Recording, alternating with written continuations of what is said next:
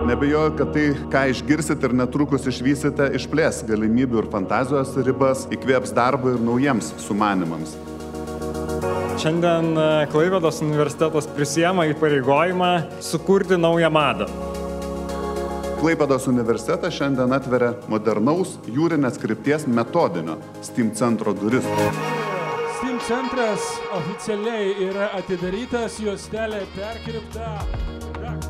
STEAM yra šiuolaikinis ugdymo modelis, kur per kūrybinę prieigą ir skirtingų mokslo disciplinų integravimą yra mokomasi tiek dalykinių žinių, tiek ugdomos socialinės ir visuomeninės kompetencijos.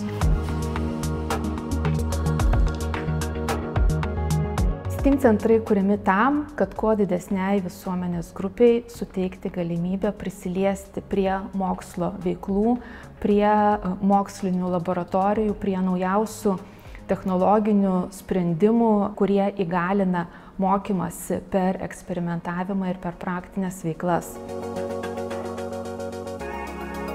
Klaipėdos universiteto metodinėme STEAM centre turime 4 laboratorijas ir 2 papildomas mokymo erdves ir laukiame visų, kurie mėgsta modeliuoti, programuoti, kurti ir turėti atradimo džiaugsmą.